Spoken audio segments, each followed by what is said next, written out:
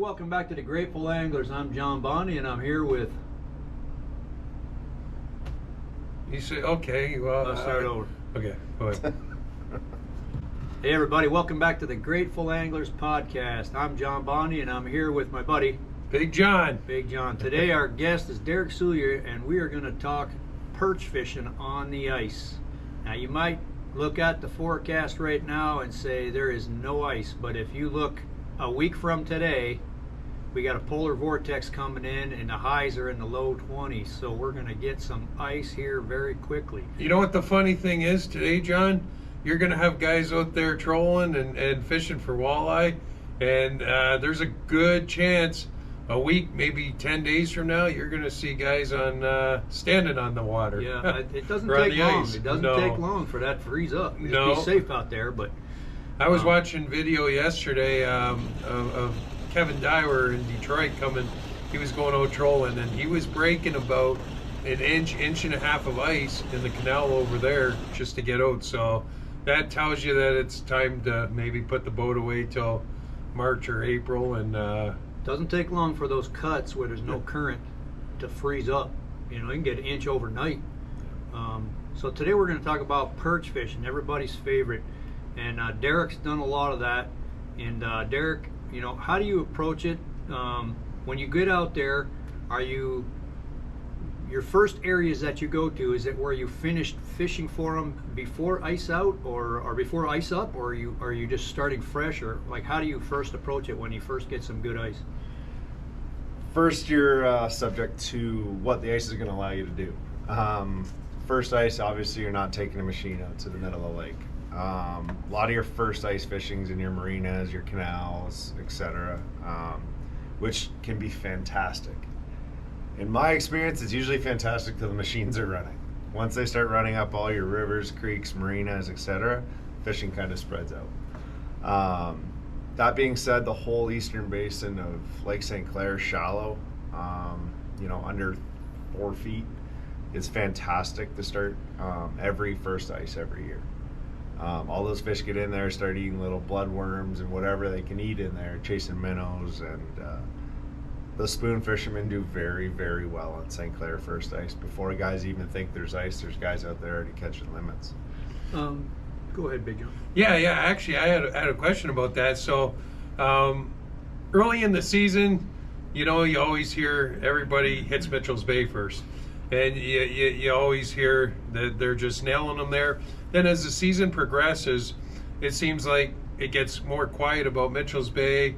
Is that because there's more ice and people, like you say, are spread out, or is it because the fish actually move into the deeper water and kind of away from that? Well, generally speaking, Mitchell's Bay locks up first, right? Yeah. It's the shallowest basin. We tend to get a lot of west winds. It pushes a lot of that blow ice in there, and it locks up first. It's all about access too, right? Mitchell's Bay, you have to go a long ways to get deep water. Yeah. Or if you were to go out of, say, St. Luke's or Lighthouse Cove, if say the ice is good across the Thames, you get a lot deeper water quicker. Yeah. More walkable deeper water, I guess you could say. With that being said, I've always been a fan of, now I know guys are successful doing it, but I've been a fan of, you're running machines over fish, they're generally pressured and tough to catch. Okay. So when you're first getting out there, are you looking for the last remaining green weeds, or are you looking for bait? Like what do you think the fish are on at the very beginning?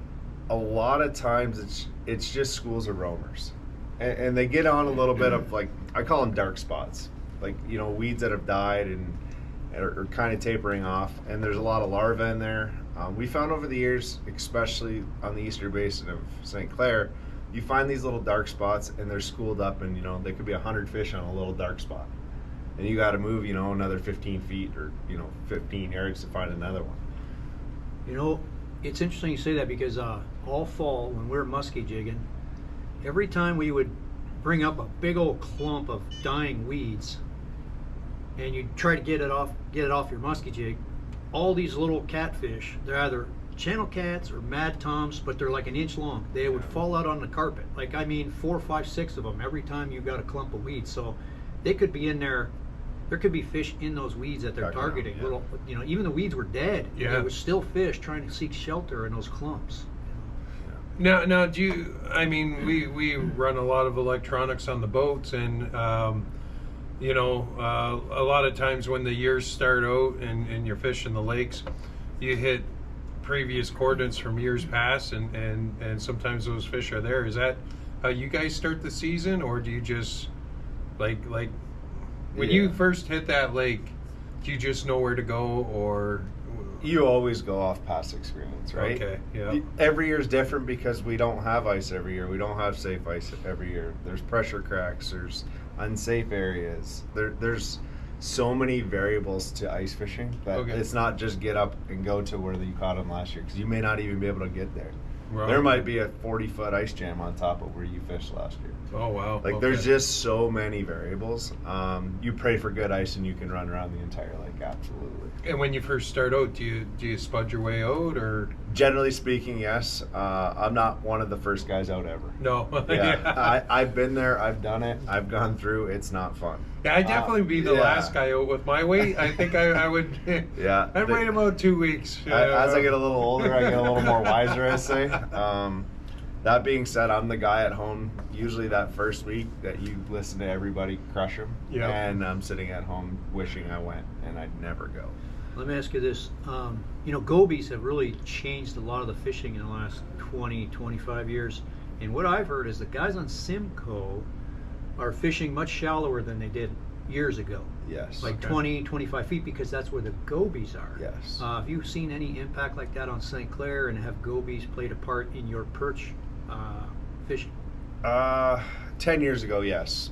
The goby population is down, I think it's down, It's too. down big time. I don't even know. I think this year I had a goby spit up on my deck, finally, on out of a smallmouth mouth. Lake Erie's a whole different animal. But I haven't seen, when you're out fishing, like, there's just not that much rock and stuff for them to, where you're normally targeting them, for the gobies to kind of stay. You know what I mean? They like that rock. They like the gravel. A lot of things could happen quick on Lake Erie. And Lake St. Clair, as you know, it's kind of getting more and more weedy every year. Changes all the time. Yeah, like the weed beds are different all the time, and I'm not sure gobies play as big a population in Lake St. Clair as much as they do elsewhere. When they first got in there, like I remember in the early 90s, you'd be dragging a tube around for bass, and you'd bring it up, and half the legs would be gone. Oh, yeah. And that's the whole thing. You could feel them gobies biting and biting and biting and biting. And you'd catch one every once in a while, a big enough one, so you knew that's what they were. You don't see that anymore. You don't see them biting the legs off like that. So I'm sure there's still a bunch of them down there. Like the St. Clair River's loaded with them. The Detroit River's loaded with them. Yeah. Lake Erie's absolutely loaded with them. I've had even muskies spit them up. Yeah, So everything eats a goby. Yeah. It is one of the main forage. And they don't. And they can't escape, right? They're on the bottom. They can't swim away. away. They can only leap. They get eaten as soon as they leap, so they're easy prey. It's probably been about 20 years since I've ice fished. Like I used to fish the cuts and stuff, and just looking at the fishing equipment you guys use nowadays. I mean, I grew up using these rods with spring bobbers, and like, this is some nice equipment you guys have nowadays, and maybe kind of explain a little bit about what your setup is and what you'd like to use for perch. And technology is definitely advanced, right? Yeah, it's unbelievable. Spring bobbers are still very, very popular. Okay. With technology advancing, though, carbon gets better, more sensitive. Some of your lighter rods are made out of glass now. Oh, really? And by doing that, they become a lot more, flexible, a lot more sensitive, etc. So you're making these, you make the Tactical Jigging Special, which is our best-selling rod in the shop here, but you guys have gone to making multiple actions of ice rods. Yeah. Explain what we're looking at here. So, I think there's 4 main key areas of ice fishing. You have your guys that are perch fishing, you have your panfish guys, you have your walleye guys, and you have lake trout and whitefish guys. Not saying there's not more, but I feel like those are your 4 key areas. At least in Ontario. In our area, down like Minnesota and all that, the panfish guys That definitely rules the market. My favorite way of targeting anything has always been a spoon. Whether I'm fishing crappies, perch, walleyes, I just like spoon fishing. That is what I enjoy doing. And going to what you're asked about perch fishing, I feel like there's 3 main ways guys catch perch. One's being your spoon, one's being your minnows, and one's being a plastic. Plastics have come a long way too. Yeah, they have.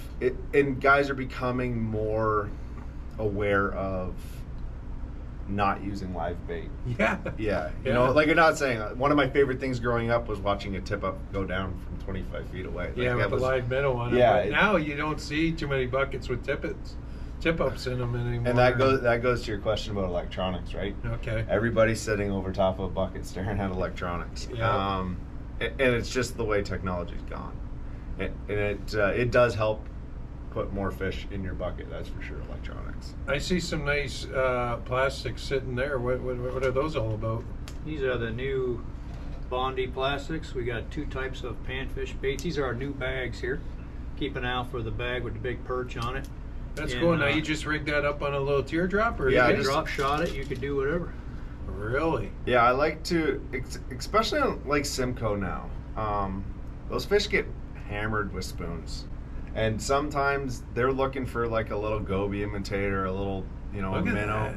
or something on the bottom. And what it does is it's downsizing, right? Even in smallmouth fishing, you're looking at all the fish that are pressured now. And the way to get these fish to bite are to finesse them.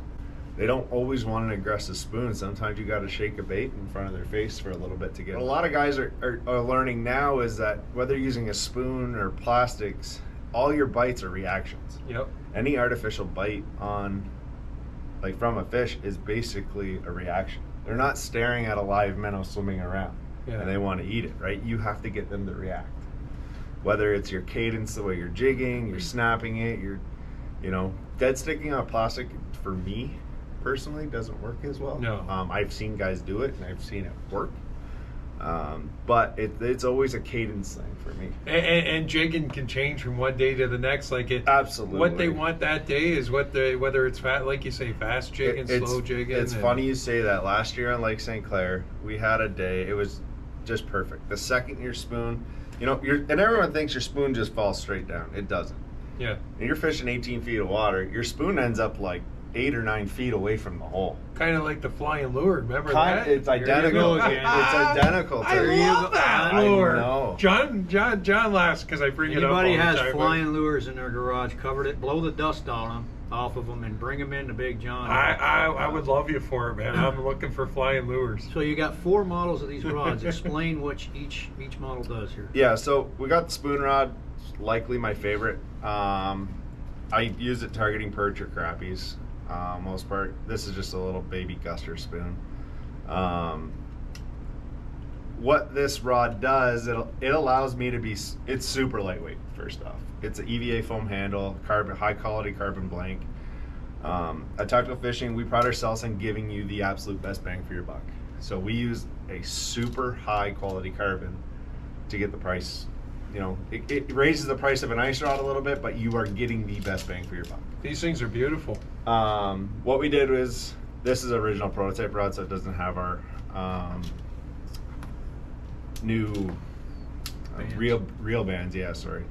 And the reason why, everyone always asks me, why do we go with reel bands Instead of the metal. instead of a fixed spot? And the best answer is for it, I'm not going to fish the same way you are.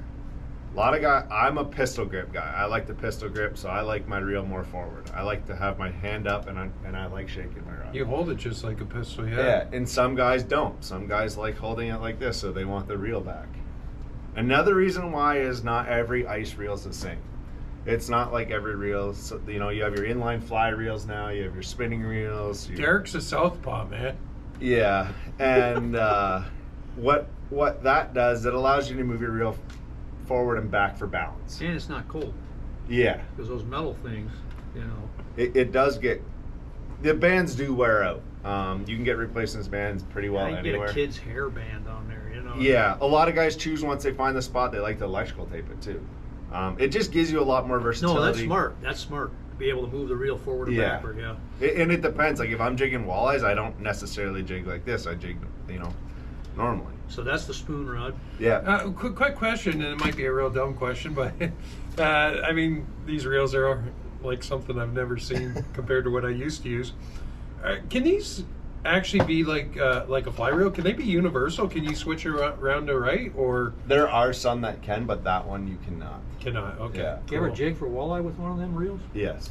Yeah. Works pretty good. Yeah. The drag systems are just as good as a normal reel. The So- only downfall is that these are free falling. You So passed you me a gotta have to donut. pay it. You have to pay it. Come a lot of on. attention. I need sugar. Derek, have You some don't need tidbits. no I'm sugar. good. Oh, look at Chunky Monkey We down need to there. count these and see how many are missing. He got a lot I of don't- Christmas food over there. I gave all that up. Did you? Yeah. Well, you should start eating. It's good for you. Look at this. Oh, All poor right. guy. So the next model we got is the micro rod. This one probably fits second into my favorite type of fishing. I love chasing big bluegills and crappies. This is a glass rod. It is not a carbon rod. What that does is it gives you crazy sensitivity along with durability, and it's super lightweight. I didn't know that was a glass rod. Yeah. Interesting. And you have like carbon, you can't get sensitive enough to, and the flexibility to Right. get what you need to target. Right. When we were prototyping this rod, it was almost bang on to what I wanted right away, and that Nice. never happens. Makes it easy. Yeah. Yeah. You got a good warranty on those rods, Derek, too? Yep, we do free replacement. Really? 1 year free replacement, no matter what Wow. happens. What if you don't catch nothing? To this day, knock on wood, I've had one. What'd you say, John? What if you don't catch nothing with them? I'm not guaranteed that you won't catch something. Okay, John, did you hear that?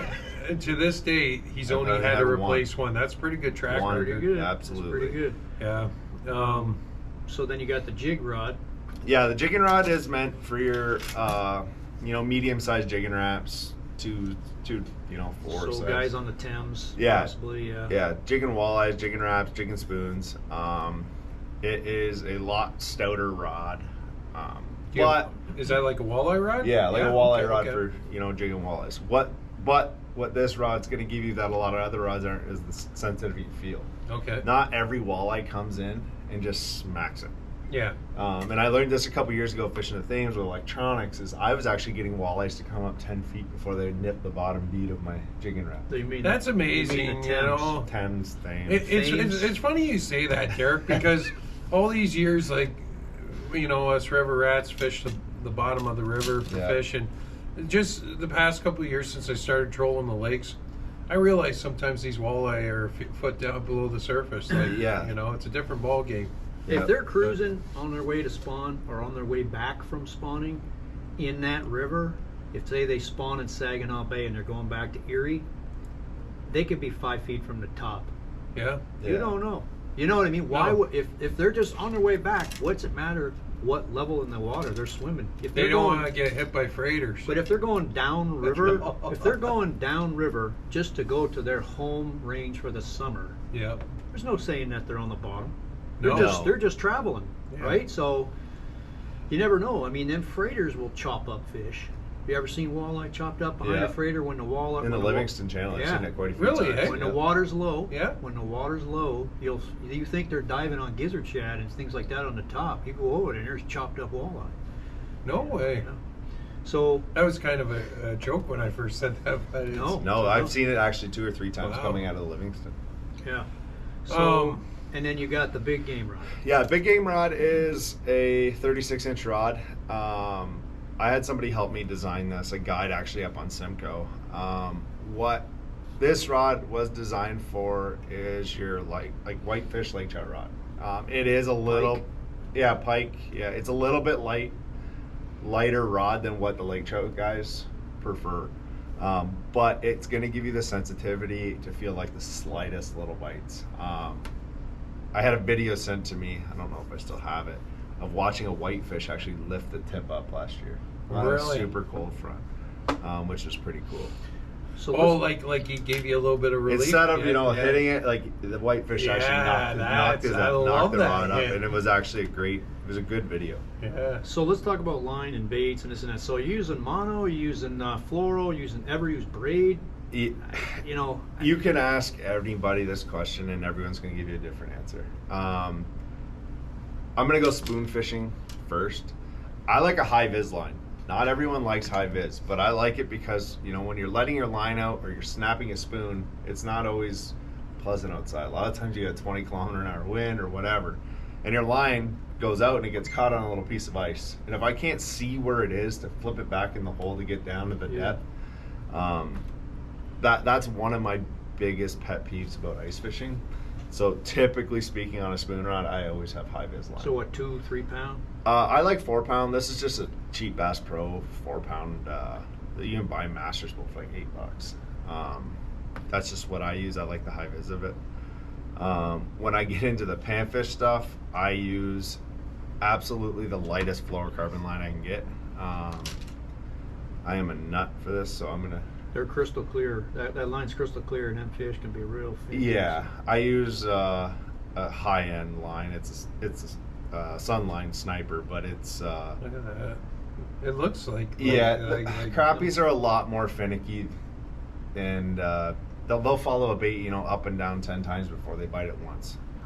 So I don't want them I've to done ever some see crappie it. fishing back in the day. Speaking of that, so do you ever catch them perch? Say you're in 12 feet of water. You ever catch them like a foot under the ice? They ever roam right under the ice? I haven't seen it that deep. I've been in 6 feet and had them underneath the ice, like right underneath the ice. I know crappie and that'll do the same thing. Yeah, I've Just never. wonder, like out in the lake, if there's like massive schools right under. I've seen a school out of St. Luke's before. I'm gonna say back in like 2010-ish. In 12 feet of water, there was schools 10 feet high. Wow. So, what impact does the clouds versus sun have when you're out there on St. Clair, as far as the level of the fish, the action, or the activity level of the fish? Is it better on the cloudy, better on the sunny? Snow on the ice? In my opinion, yeah, it matters about snow on the ice. Okay. If it's, you got a lot of drift snow and there's a lot of open spots, sunny days, you're always fishing under the snow or jams or whatever. It just seems to be where the fish hide. They're always looking for dark spots through what I find is they always look for dark spots through the ice. I don't ever say, oh, it's cloudy today, it's going to be, a little bit less or more or better. Or there's a lot more variables come ice, especially if you get some snow cover. I feel like it doesn't matter as much. Right. We're just trying to cover a lot of basics here because a lot of people watching this have never ice fished for perch before, so we're trying to jam as much information here as we can. Yeah. Let's talk about baits. So there's days for plastics, there's days for the perch eyes, there's days for the spoons. I mean, on the spoons, you use more painted ones, you use more shiny ones, like these slab grabbers. Like, what are you using? I typically always just use either a brass spoon or a silver spoon. A lot of guys love the color spoons. Early season, when you're getting a little bit of that murky water, generally what happens is you get ice and it's muddy water, and then you got to wait a week for it to clear. A lot of those guys are using your painted spoons and getting more contrast in the water to trigger bites. I'm always just a brass or a chrome guy. I don't veer too much. I stick with my main 3 color beads: white, red, and chartreuse. Right. I don't veer off. We also have tungsten, so you're using the tungsten with the plastics? Yes, absolutely. Some days you get a high pressure system or mega cold front, they don't absolutely love chasing a spoon. That's generally when your minnow guys will, outperform artificial baits. Over the years, I actually learned it on Lake Simcoe. We were fishing, it was like minus 30 degrees. It was freezing, 35 feet of water out of Port Bolster, and we were just not catching them. And we were watching guys catch them on minnows, and we didn't have any. And I just happened to have my crappie rod with me, so I dropped down a little red piece of, I don't even remember, it might have been a Mackie plastic or something back in the day. It was like a 1/32 or 3 millimeter head. It was a small tungsten. And I pulled a limit out of one hole on a piece of plastic. Wow. And what I found is, it was a red plastic at the time, and then as we kept going, we found like a more natural brown color, or motor oil color actually worked better. And they were just targeting small gobies in the bottom. We got caught a whitefish that day on it. It was pretty cool. So what are the differences in your observations between the Simcoe perch fishing and the St. Clair perch fishing? What are the main differences? Because we get probably a ton of people that come into this store and they're all headed to Simcoe. You know? A lot of guys head to Simcoe just for accessibility, right? They always have ice before us. A lot of guys feed that itch by going there. Sometimes they get ice, we don't, and that's just the the gist of it. Last year, it was like a band. You get up north of Toronto, they had ice. We had nothing south of here. I was just talking to my buddy up in Bob Cajun there the other day, and he goes, we're always on the ice by Christmas, break, but he said, not this year. Yeah, this year's a little behind, but we got that polar vortex coming. We're about a week away. Simcoe guys are going to be out of Virginia Beach before you even know it, chasing those giant perch. I remember one time I was fishing, and I'd never seen this before when I was a kid. We caught some perch, and my buddy's dad was there, and we were filleting them, and they had eggs. Yeah, and he took all them egg sacks, and he threw them in the frying pan, and I was laying them in the butter. Yeah. And caviar. My grandfather used to do that. You ever do that? I will not. Oh. My grandfather used to do that. No, I've done a lot of stuff, a lot of crazy stuff in my life, but I haven't tried that yet. Tell us more about this crazy stuff you've done. Okay, well, on to the next topic. Honey, plug your ears. So, we're gonna head out on the ice right now, and Derek's gonna show us the proper technique on lifting and setting the hook and all that based on the conditions and the different baits. So we're gonna do a little field trip here, right in the Bondi store. No, we're headed out. Yeah, we're heading out. You got an ice hut set up in the parking lot. We're heading out. We're going today. It was like a half an inch on the Pike Creek there. Hey, nobody listen to him. No, you guys definitely make sure it's safe. I would not venture out there unless you see Big John out there. And you'll never see Big John. Big John's not an ice fisherman. Show us your main technique when you're using the Guster spoon or any kind of slab grabber. So the first thing I do is I let it free fall all the way to the bottom. I don't stop it falling. I want it to get as far away from the hole as possible. If that's 5 feet, 10 feet, whatever. The deeper the water, the further your spoon flutters away. And what happens is once I see slack in my line, I snap it. I rip it as hard as I can up, and then I hold it up about 2 feet down. And what that does is it pulls it all the way back to the hole, but then allows it to flutter back. A lot of times when these fish are schooled up and feeding well, that's when you're getting bit right away.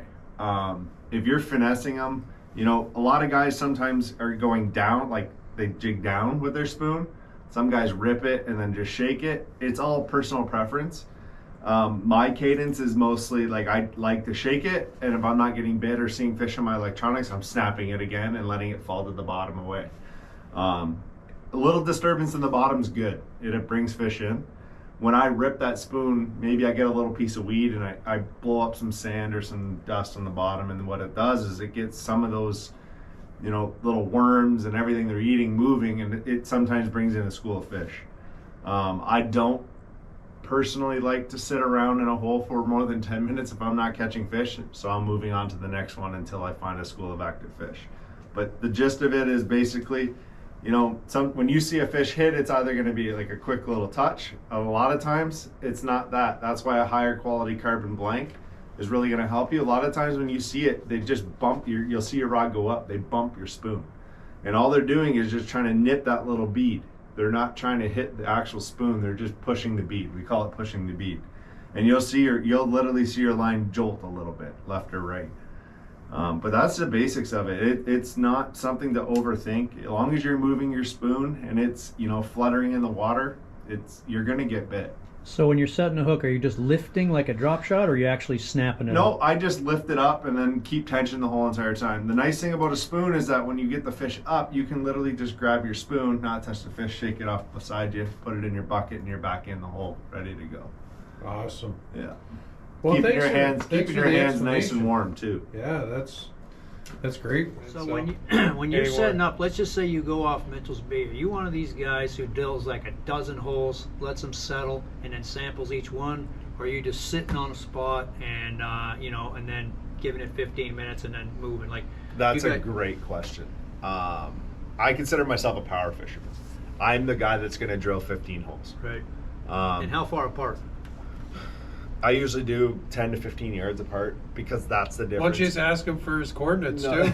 That's for me, that's a difference of being on a school, not being on a school. Right. That being said, like there's, like I said, there's 3 types of fishermen. There's guys that are going to go set up their hut and sit in that same spot all day. And chances are they probably do well. They wait for the schools to come in. I like chasing the school. I want to find out which way they're going and why. Yeah, that's a big part, seeing which way they're going, because in my experience, I've always just sat still, and you'll look down, you see the school coming, you'll catch a bunch, and then it stops, and then you wait, and then the school circles back again, and you catch a bunch. So it's like, what direction are they headed? Are they away from you? I mean, so many variables. So many variables, and it's just, that's what's great about fishing, is you're constantly learning. You could ice fish the rest of your life and really not be that good at it. I mean, it's just something. It's just like any other kind of fish. Like you said, it's perfect. Like a kid, you can take a kid out in a hut all day in one heat, like a heater, and go catch 80 fish in Mitchell's Bay, and keep 20 or 30 or. That's the beautiful part about Mitchell's Bay. There's always fish. Yeah. There may not always be big ones, but there's always fish. When I in my early days of guiding, I had a lot of people say, "Yeah, my grandpa and we used to fish Mitchell's Bay all the time." But come midsummer, when that water gets crystal clear up there, now you don't hear people talking about going to Mitchell's Bay until you get the ice. Yeah. Now, the ice is still very popular. The summer fishing, you don't hear a lot of guys talking about it like 30 years ago. You know what I mean? It's changed, That water has gotten so clear with the zebra mussels, but the ice fishing has kept everybody busy up that way. The bait shops and this and that, they've survived off the ice fishing. Well, it's the shallowest, weediest part of the lake. Yep. Right? There's just that's why the perch go in there. It's all the dead weeds. Yep. You can't get a bigger, square area of dead weeds at that depth. This is a little bit off topic, but we're all in our 40s, right? Nope. I'm a little more than that. 35. 35. Oh, you're young. Dude, I'm 50. I'm not sure if you would remember, but do you remember in Stony Point when they used to have the ice carnival every year? I do not know that one. No? Ice carnival. They used to have an ice carnival. That's how good the ice. They used to have car races on the ice in Stony Point. I remember going with my parents. That's when they were smuggling booze back then? I don't know what was going on. It was a long time ago, but when I was a kid, they used to take vehicles out of the Gracie, a couple miles. On the Thames, guys would be ripping up and down the Thames, remember? But you never know. I mean, if it's all cyclical, you could have a winter where it's 2 feet thick. At any point, you just never know when you're going to have one. We were leaving, I don't know, 2 or 3 years ago from my house on the side-by-side, Bell River, straight across over to St. Anne's. That's crazy. Yeah. We're already at 31 minutes on this video. I got to do some real editing. It's all solid info. You don't need to edit nothing. No, have another Timbit. Yeah, okay. Yeah, I'm going to take one for You the... can have chocolate. Nobody take the old fashioned. I got Nobody two. wants them. Why do they put those old fashions in there? It's like a hush puppy. No, I'll tell you why they put those in there. For your dog. Yeah, My dog won't eat. My dog turns his nose up at them. My dog's loved him. My dog's got class. He wouldn't eat that. That old fashioned. My dog loves them. Dude, seriously, the old fashions, they chuck them in there as filler. Like, that's filler. Fill up your box. Next week. Don't say I'm wrong. I don't disagree. Next week, Tim Hortons is bringing back the Dutchie for a month. Okay. How many jellies you see in there? None. There wasn't a single one. They may not. Why do they do that? I don't like those jellies. Yeah, you like those? My wife likes those powdered donuts too. So yeah, guys, we'd like to thank Derek for this is Derek's second time on the show. You're the first grateful angler to be on the show twice, and appreciate Derek, you build an awesome product. Even though I'm not an ice fisherman, I look at this and it's a thing of beauty. You could just see how well built your rods are, and they're just super nice. And yeah, what do you think, John? Yeah, it's good to have local brands, built up. That's how we started and expand through the country, and interesting to see where tactical fishing is in about 10 years. Yeah, it's growing faster than expected, to be honest. That's good. And you have local dealers all across Ontario? All across Ontario. We're venturing into the U.S. next year. There's a lot more logistics to get Awesome. products over there, but it's being in the works right now. So guys, go to your local dealer and ask them about tactical rods. And John, you get some exciting news coming here on March 9th. What's going on there? Yeah, we're going to have our first open house here. We're going to have a lot of local vendors come in. We're going to open up the back, and we're going to be talking about local fishing here. We're going to show you a bunch of gear and just have all kinds of good information. It's come out March 9th, 8 a.m. to 4:30 p.m. We got lots of parking, and we're just going to have a lot of fishing talk.